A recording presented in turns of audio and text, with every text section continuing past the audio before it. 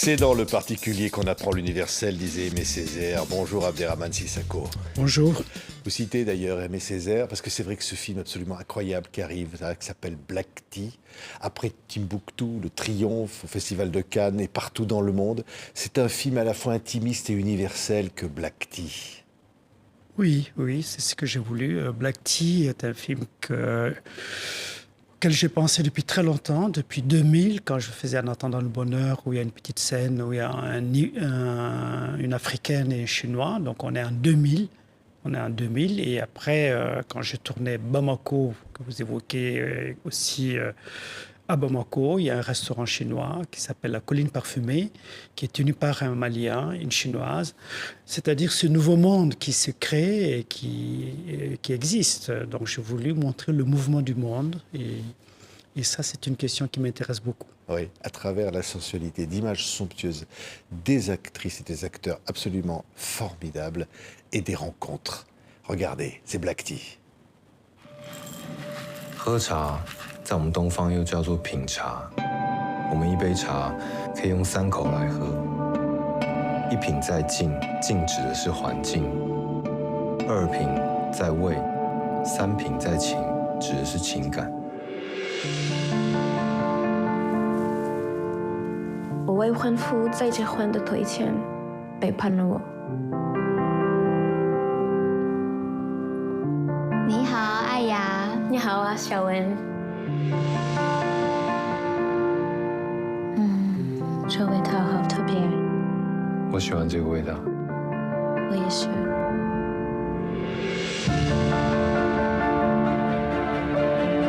我从你的眼睛可以看得出来，有人在爱着你，而这让你很幸福。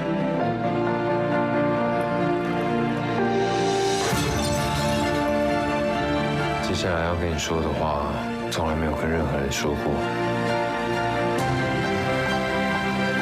我不清楚我是不是有爱过你。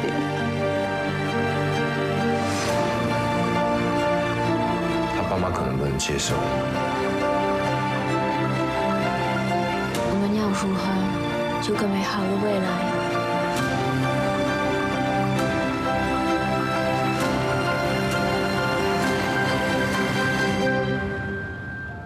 Incroyable, ces personnages semblent construire le monde. Il y a comme quelque chose de la création dans ces rencontres-là.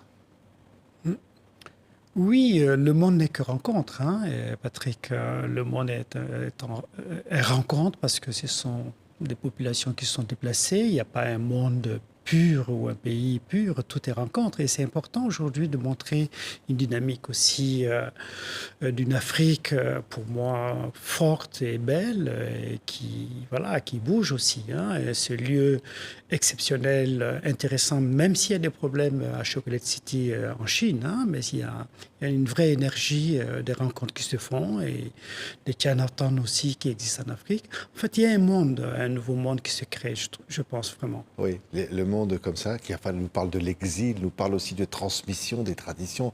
Aya et Tsai qui vont se retrouver, donc c'est en Chine.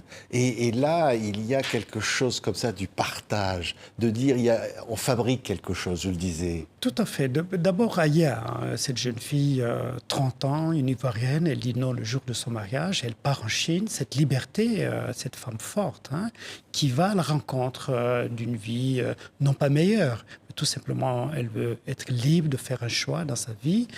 Et elle rencontre Tsai et elle travaille dans ce magasin, cette boutique de thé, et s'intéresse au thé, à la cérémonie de thé, cette culture séculaire qui est impressionnante, qui est une beauté, qui est vraiment une sorte de chorégraphie du geste et qui est très important.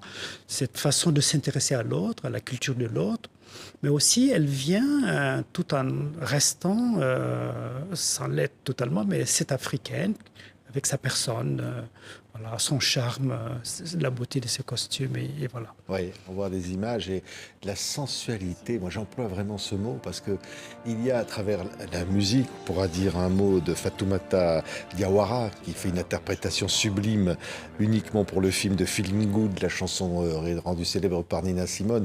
Il y a dans cette sensualité-là quelque chose de secret, quelque chose de mystérieux.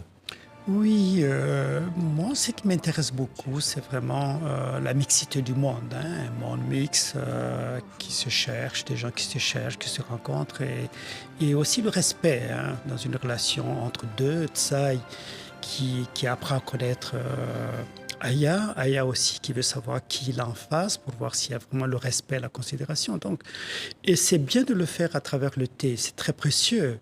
C'est des face à face. Voilà, on se regarde dans les yeux, il y a des gestes qui sont sensuels. Voilà, ça, je trouve ça très important. Oui, oui. Puis il y a un autre monde, il y a aussi le monde avant. Il y a, on va dire, la famille qui ne regarde pas ça de la même manière. Il y a cette nouvelle génération comme ça qui bouscule. Oui. La Chine n'a pas été ouverte au reste du monde. Son ouverture est récente, donc on voit un rejet parfois des Africains qui y sont, et ça c'est violent. Rejeter l'autre parce que différent, la peur de l'autre.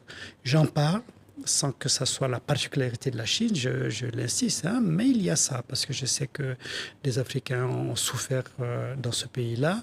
Mais au-delà de ça, je voulais montrer une Chine aussi qui change à travers Li Ben, ce garçon de 20 ans, qui est voilà, l'avenir et qui se dresse d'ailleurs contre ses parents pour dire non, l'Afrique n'est pas ça, et il ne faut pas dire ça. Et voilà, donc moi je suis vraiment optimiste pour ça. Oui, oui, une Afrique qui voyage, une Afrique qui s'intègre, une Afrique et une Chine aussi d'ailleurs qui vient en Afrique, et finalement quelque chose qui invente, je le disais, un univers, une autre culture.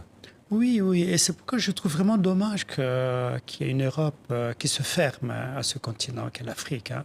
Il y a une approche de se fermer, il y a des murs qu'on construit, etc. Et que c'est dommage. Il faut laisser les mouvements. L'Afrique est riche, très riche, elle a besoin des autres, certainement. Et donc, il faut inventer vraiment une relation beaucoup plus forte. Et pour que l'Afrique puisse, d'égal à égal, non seulement échanger avec l'Europe, mais aussi avec d'autres pays, la Chine. La Chine peut être un danger pour le continent si le continent ne se dresse pas, encore une fois, pour aussi imposer sa vision, pour qu'il y ait une relation d'égal à égal. Ça, c'est important. Oui, mais le message du film, au-delà de ce que vous disiez, Abderrahmane Sissako, à l'instant, c'est aussi quand même contre l'intolérance, contre le message répandu aujourd'hui de dire l'intégration ne se fait pas. Là, on raconte une histoire d'intégration, finalement. Bien sûr. Moi, je pense que l'intégration se fait toujours. Hein. Il faut le voir en bien, il faut être disposé. L'autre t'apporte toujours quelque chose. Comme quand on vient en France, on prend quelque chose de cette culture française qui a ses forces, qui est passionnant. L'Europe aussi. Et l'Afrique, c'est pareil. Et donc, quand il y a un échange dans ce sens, quand on cesse quand même de voir l'Afrique, l'immigration africaine que par le biais de l'économie, voilà, ceux qui partent pour vivre mieux. Non, il y a des voyages qui se font, qui sont des voyages d'amour, voilà, de quête de quelque chose de différent. Oui, comme la route de la soie, dont vous en parlez, c'est qu'au fond, oui, ça n'est pas que des marchandises qu'on échange. Il y a des cœurs, il y a des traditions. Tout à fait. La route de la soie, l'espoir d'une route de la soie qui peut être une bonne chose si ce n'est pas seulement une route commerciale. Et c'est ce que Li Ben dit hein, à son grand-père. Oui, je suis d'accord pour la route de la soie, mais il faut que ça soit une route qui crée la rencontre, c'est-à-dire ce pont qui ne fait pas que transporter des marchandises, mais qui peut transporter des êtres humains.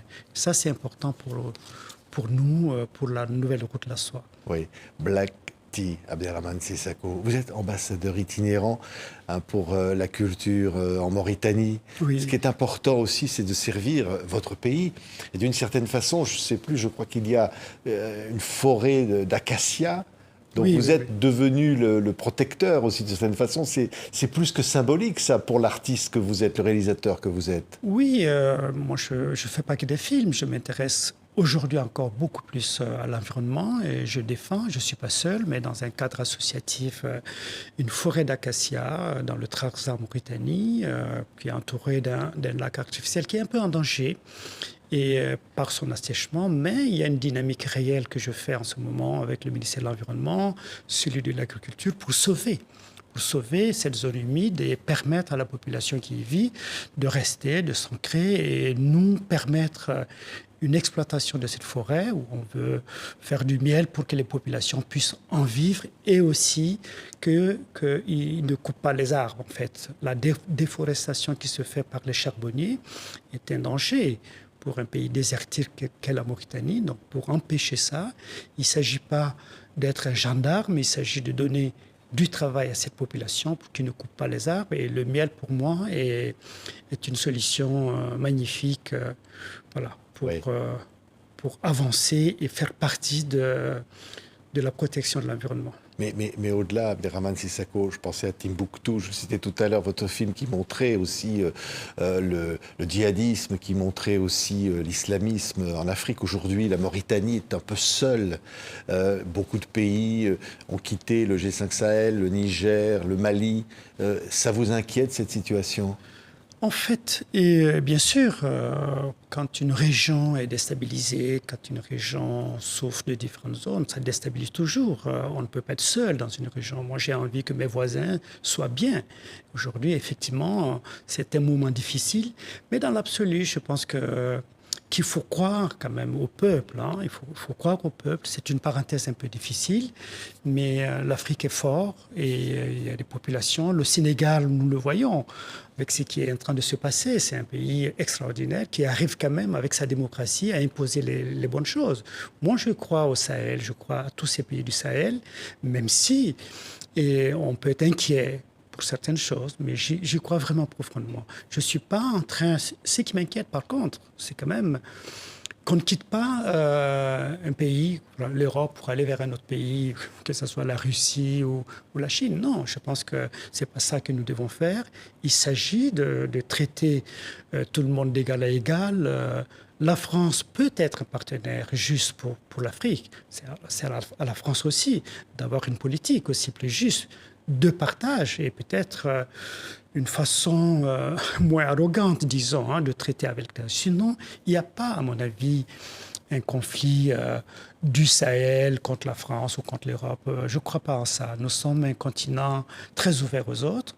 C'est universel dont parle souvent Aimé Césaire et ancré chez les gens. On n'est pas en conflit avec l'Europe, non. Mais c'est un tournant de l'histoire très intéressant où l'Afrique doit se positionner pour qu'il y ait un partage égal, pour que les populations puissent véritablement s'en sortir. Et ce n'est pas la faute des autres, c'est nos peuples, avec nos leaders aussi, qui doivent être dans une dynamique réelle de développement et de protection des populations. Merci, Abderrahmane Sissako. Merci beaucoup. Black Tea. Oui, c'est vrai que Black Tea, c'est peut-être votre film le plus romantique, au fond, et aussi le plus politique, d'une certaine façon. Merci, c'est un beau compliment. C'est un film romantique et politique à la fois, oui. Oui, Black Tea. Abderrahmane Sissako, un film événement. Allez le voir, c'est sublime. Merci, avec Nina Melo, Hang Chang, Keksi Wu, des acteurs et des actrices exceptionnels. Merci, Abderrahmane Sissako. Merci à vous. Merci.